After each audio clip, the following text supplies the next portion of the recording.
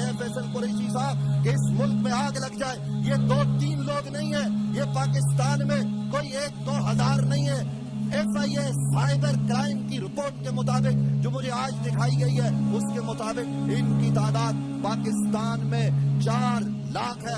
120 لوگ گرفتار ہو چکے, 11 لوگوں کو سزائے موت ہو چکی ہے. ہم کریں تو کریں کیا, کس دروازے پر دستک دیں؟ ہم یہ سوال کرنا چاہتے کیا ہم ملک میں جلاؤ گھیراؤ کریں؟ یہ ملک ہمارا ہے. اگر ہم احتجاج کریں گے, روکنے کے لیے پولیس والا آئے گا, اس کو ہم ماریں گے, وہ ہمیں مارے گا, وہ ہمارا بھائی ہے. یہ حل نہیں ہے. ہم اس کو کس طریقے سے جو ہے وہ حل کی طرف جائیں.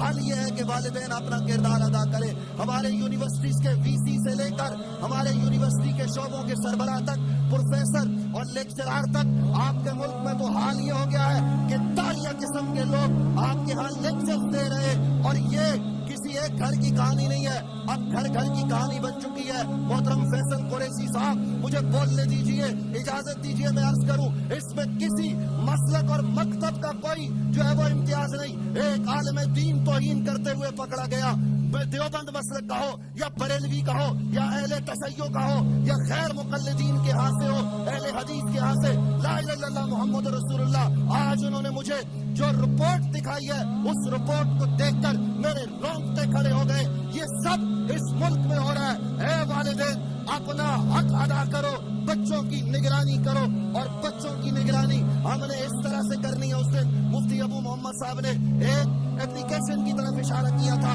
کہ گھر کے ڈیوائسز سے اس کو منسلک کرو, ماں باپ نگرانی کرے. اس وقت آپ کے ملک کو تباہ کرنے کی سازش کی جا رہی ہے. آپ کے قومی پرچم کے ساتھ جو کچھ ہو رہا ہے, الیاذ باللہ, اب ہم کیا کیا رونا روئے. میں یہ کہنا چاہتا ہوں اور میری یہ گزارش ہے ارباب اقتدار سے, اور میں یہ عرض کرنا چاہتا ہوں, یہ توہین کرنے والے کون ہیں؟ جو ناموس رسالت کے نام پر, سارے نہیں, کچھ لوگ ناموس رسالت کے جلسے کرتے, میلاد کا جلسہ کرتے, ان میں توہین کرنے والے موجود ہیں. کچھ لوگ وہ ہیں کہ جو اہل بیت اطہار کے تذکرے کرتے, سیدہ زہرا کے نام کے تذکرے کر کے. میں صرف اشارتاً یہ عرض کر رہا ہوں, فیصل قریشی صاحب پرائیویٹ بات پر لا الہ الا اللہ محمد الرسول اللہ سیدہ طیبہ طاہرہ عابدہ زاہدہ زکیہ مزکیہ حضرت سیدہ فاطمہ کا نام لکھا ہوا ہے. اس سے پہلے